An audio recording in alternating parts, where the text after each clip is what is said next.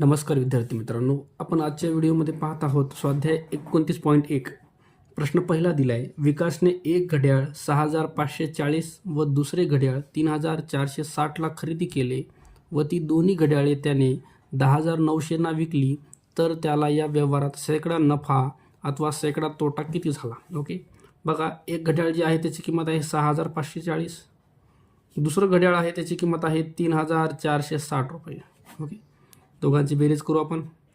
6540 3460, 0 10ला 0, हातचा 1. तर तुमची दोन्ही जी घड्याळे आहेत त्याची खरेदी किंमत बघा झाली आहे. खरेदी दोन्ही घड्याळांची खरेदी किंमत झाली 10,000 रुपये. ओके, आणि दोन्ही घड्याळांची विक्री किंमत दिली त्याने आपल्याला. विक्री किंमत दिली आहे 10,900 रुपये. ओके, तर याच्यामध्ये त्याला फायदा झालेला आहे बरं का, नफा झालेला आहे. नफा काढायचा आहे तर नफा बरोबर विक्री किंमत वजा खरेदी किंमत. बघा, विक्री किंमत आहे 10,900 रुपये वजा खरेदी किंमत आहे 10,000 रुपये, तर त्याला 900 रुपयाचा नफा झाला आहे. ओके, आता हा जो नफा आहे तो टक्केवारीमध्ये काढायचा आपल्याला, किती झाला आहे. तर हे नफा जो आहे टक्केवारीमध्ये काढायचा असेल तर नफा किंवा तोटा जो काय झाला तो वर टाकायचा आपल्याला. खाली आपल्याला खरेदी किंमत टाकायची. खरेदी किंमत किती आहे? 10,000 इंटू 100. टक्केवारीसाठी 100 घेतो आपण. 0 कॅन्सल, पुन्हा इथले 2 आणि इथले 2 कॅन्सल, राहिलं तुमच्याकडे फक्त 9% नफा. ओके, सैकडा 9 नफा. तर पर्याय क्रमांक 4 हे तुमचं उत्तर असेल. प्रश्न क्रमांक 2 दिला आहे. चंद्रपालने 9 लाख रुपयाचा खरेदी केलेला एक भूखंड सैकडा 15 नफ्याने विकला, तर त्याला किती रुपये मिळतील? बघा, टोटल अमाऊंट आहे 9 लाख रुपये.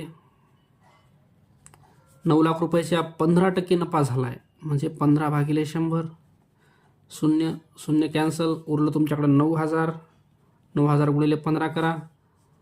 15 9 135 आणि हे 3 0 1 2 3, तर 1,35,000 रुपयाचा त्याला नफा झालेला आहे.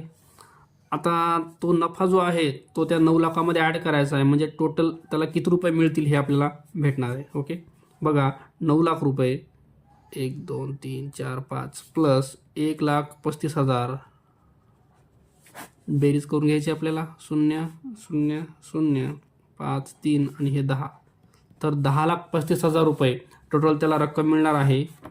बघू आपण पर्यायामध्ये. 10,35,000 पर्याय क्रमांक 3 हे उत्तर असेल. प्रश्न क्रमांक 3 दिला आहे.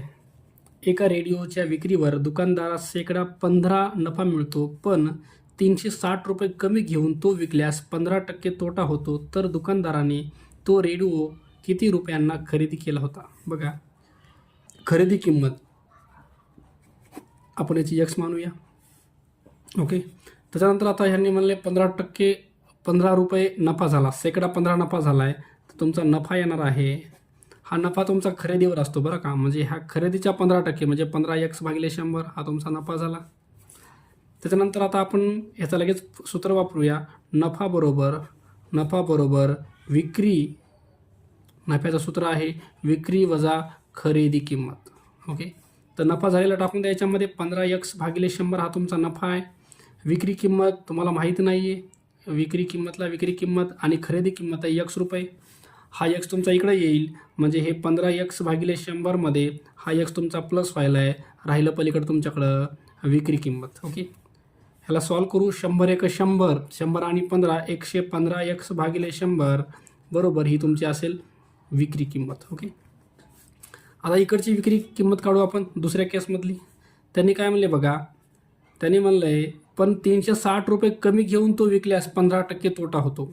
समजा खरेदी किंमत जी आहे ती आपली X रुपयेच आहे. आता इथला आपल्याला इकडचा नफा होता तर इकडचा तोटा काढायचा. तोटा किती झाला ते पहिले आपण काढून घेऊ.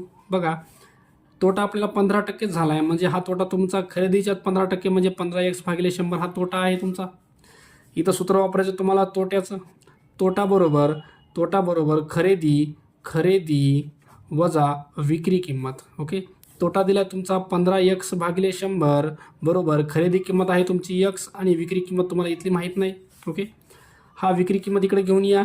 हे मायनस होतं, इकडे प्लस झालं, इकडे X आहे, हे पलीकडे नेलं तर -15x भागिले 100 झालं. तिरकस गुणाकार करा, 100 एक 100, 100 मधून 15 गेले, हे येईल तुमचं 85x भागिले 100, ही तुमची इथली विक्री किंमत. ओके. आता त्यांनी काय म्हणले बघा, 360 रुपये कमी घेऊन तो विकल्यास 15% तोटा झालाय. ओके. म्हणजे ही विक्री किंमत आणि ही विक्री किंमत, या दोन्ही विक्री किंमतचा फरक आपल्याला सरळ सरळ 360 ठेवता येतो. बघा, इथली विक्री किंमत आहे 115x भागिले 100 वजा इथली विक्री किंमत आहे 85x भागिले 100. या दोन विक्री किंमतीचा फरक आपल्याला 360 ठेवता येतो. ओके. ह्याला सोडूया. छेद समान आहे 100, तो एकदाच लिहून टाका. 115 मधून 85 गेले, हे येईल तुमचं 30 टाइम x बरोबर 360. 0 0 कट होतील, म्हणजे x बरोबर 360. हे 10 तुमचे गुणाकारात वर जातील आणि हे 3 3 तुमचे खाली येतील. 3 भाग द्या. 3 1 3, 3 2 6 0 आणि हा एक 0. तर x आले तुमचं 1200 रुपये. ओके. आणि x म्हणजे काय आहे, आपली खरेदी किंमत आहे. तर त्या वस्तूची खरेदी किंमत आली 1200 रुपये. ओके. बघा, खरेदी कितीला होता, 1200 रुपये. पर्याय 4 हे उत्तर असेल आपलं. प्रश्न क्रमांक 4 दिलाय, एक रेडिओ 1440 ना विकल्यानं, बघा विक्री किंमत दिली त्यांनी, 1440 रुपयाला विकला, तर तोटा झालाय. तोटा झालाय तुम्हाला 10%.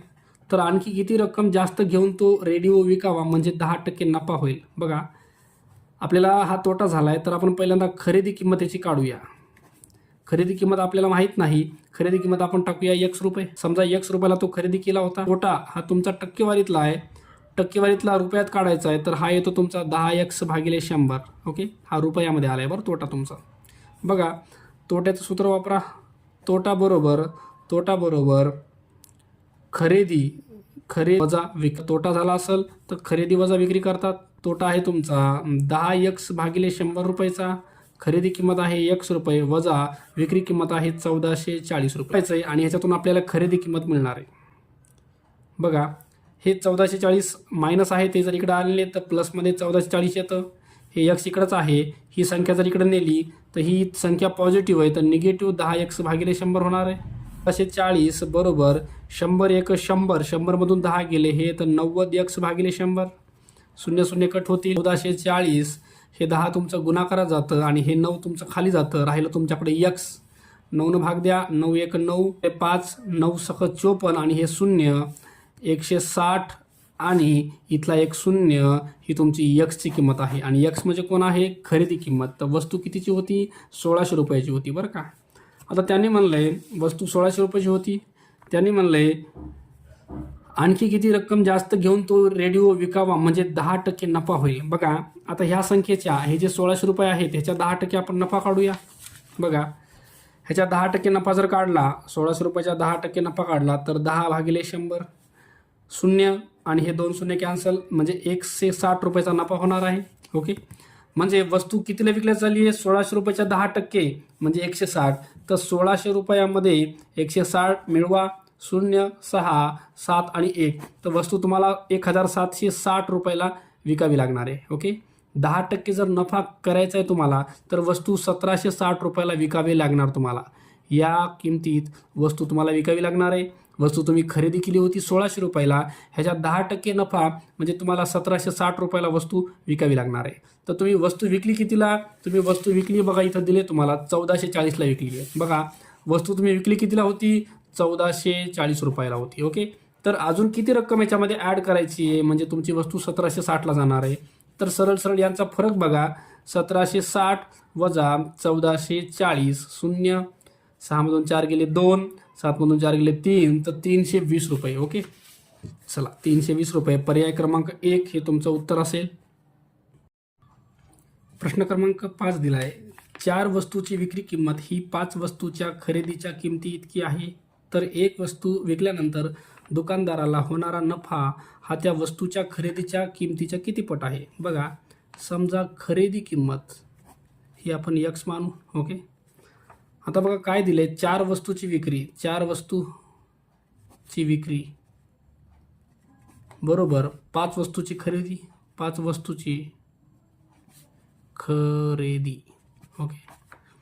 आता 4 वस्तूची विक्री, हे इथं आहे 4 वस्तूची विक्री बरोबर 5 वस्तूची खरेदी. एका वस्तूची खरेदी x रुपये, तर 5 वस्तूची खरेदी किती झाली, 5x रुपये झाली बरं, 5x. ओके. आपल्याला इकडं 4 वस्तू बरोबर 5x झाले, म्हणजे इथं एक वस्तूची विक्री किंमत बरोबर 5x भागिले 4. बघा, एका वस्तूची खरेदी किंमत आहे x रुपये आणि एका वस्तूची विक्री किंमत आहे 5x भागिले 4 रुपये. तुम्हाला काढायचा नफा. नफा बरोबर विक्री वजा खरेदी. ओके, तर विक्री किंमत किती आहे? विक्री किंमत आहे तुमची 5x भागिले 4 रुपये आणि एका वस्तूची खरेदी आहे तुमची x रुपये. तिरकस गुणाकार करा, हे 4 इथं येतील, 5मधून 4 गेले, x एक टाईम राहतं आणि खाली 4. हे तुमचा नफा आला बरं का, नफा. तर त्यांनी काय विचारले? त्यांनी विचारले होणारा नफा हा त्या वस्तूच्या खरेदीच्या किती पट आहे? हा तुमचा होणारा नफा आहे x भागिले 4. हा तुमचा खरेदीचा किती पट आहे? खरेदी किती x आहे बरं का. पट म्हणजे हे x आपल्याला खाली टाकायचे. तर इथं काय करतो बघा, मी हे x/4 लिहितो आणि हे जे x आहे ते तुम्हाला इथं लिहिता येतात 4 सोबत. x आणि x कॅन्सल, तर यायला तुमचं उत्तर 1/4. ओके, तर 1/4 पट. क्वेश्चन ऑप्शन नंबर 2 हे तुमचं उत्तर असेल. प्रश्न क्रमांक 6 दिला आहे. एका दुकानदाराने 10 वस्तू 200 मध्ये विकत घेतल्या, 200 रुपये. 2 वस्तू खराब झाल्या, उरलेल्या म्हणजे विक्री दिली तुम्हाला 240 रुपये. ओके, तर या व्यवहारात त्याला शेकडा नफा किती झाला? बघा, बघायचा म्हणला तर विक्री मायनस खरेदी. विक्री होती 240ची आणि खरेदी होती 200 रुपयाची आहे, तर त्याला 40 रुपयाचा नफा झाला आहे. शेकड्यामध्ये टक्केवारीमध्ये काढायचं बरं का. तर झालेला नफा 40 अपॉनमध्ये खरेदी किंमत किती? 0 कट होतील. 40ला जर 2 भाग दिला तर हे तुमचं 20% येतो बरं का, 20%. शेकडा 20%. पर्याय 1 उत्तर असेल 20%. प्रश्न क्रमांक 7 दिला आहे. एक वस्तू 157 विकल्यामुळे जेवढा तोटा होतो त्याच्या दुप्पट नफा ती वस्तू 226 विकल्यामुळे होतो, तर त्या वस्तूची खरेदीची किंमत किती? ओके, बघा, तोटा झालेला समजा x रुपये. ओके, तर याची विक्री किंमत सांगितली आपल्याला. विक्री किंमत 157 आहे आणि इथली खरेदी किंमत आपल्याला काढायची बरं का. दोघांची खरेदी किंमत समान आहे. आता त्यांनी काय म्हणले बघा, त्याच्या दुप्पट नफा जो आहे का ह्याच्या दुप्पट, जेवढा तोटा झाला आहे त्याच्या दुप्पट नफा व्हायला बरं का, म्हणजे 2x रुपये नफा झाला आहे. जर ती वस्तू 226ला विकली तर विक्री किंमत दिली आहे 226 रुपये आणि इथली खरेदी किंमत आपल्याला काढायची आहे. दोन्हीकडची खरेदी किंमत एकच आहे, फक्त वस्तू 157ला विकल्यावर जेवढा तोटा झाला होता त्याच्या दुप्पट नफा व्हायला आहे वस्तू 226ला विकल्यावर. ओके, तर दोन्हीच्या पण खरेदी किमती आपल्याला काढायच्यात आणि त्या इक्वल ठेवायच्यात, बरोबर ठेवायच्यात. ओके, तर बघा इथं तोट्याचं सूत्र वापरा. तोटा बरोबर असतो खरेदी वजा विक्री. नफा बरोबर असतो विक्री वजा खरेदी. ओके, हे 2 सूत्र वापरायचे आहेत आपल्याला. तोटा दिलाय तुम्हाला x रुपये, खरेदी किंमत माहीत नाही आपल्याला आणि विक्री किंमत आहे 157 इकडे जातील, म्हणजे x मध्ये 157 तुमचे प्लस व्हायले, तर बरोबर यायली खरेदी किंमत. ओके, ही खरेदी किंमत आली बरं का. तसंच इथं नफा किती आहे? नफा आहे तुमचा 2x रुपये आणि विक्री किंमत आहे 226 मायनस खरेदी किंमत मायनसमध्ये ते इकडं आणली तर प्लस होईल. इकडं आहे 226, हे 2x तिकडे गेले तर मायनस 2x होतील. ही तुमची खरेदी किंमत आली. दोन्ही ठिकाणच्या खरेदी किमती ज्या आहेत का तुम्हाला त्या बरोबर ठेवायच्यात. ही आहे x अधिक 157 बरोबर इकडची खरेदी किंमत आहे 226 मायनस 2x. हे मायनस 2x इकडं आले तर ह्या x मध्ये हे प्लस होतील आणि इकडं आहे 226, हे 157 तिकडे जाऊन तुमचे मायनस व्हायलेत. ह्यांची बेरीज करा, 3 टाईम x बरोबर बघा 226 मधून आपल्याला 157 काढायचे.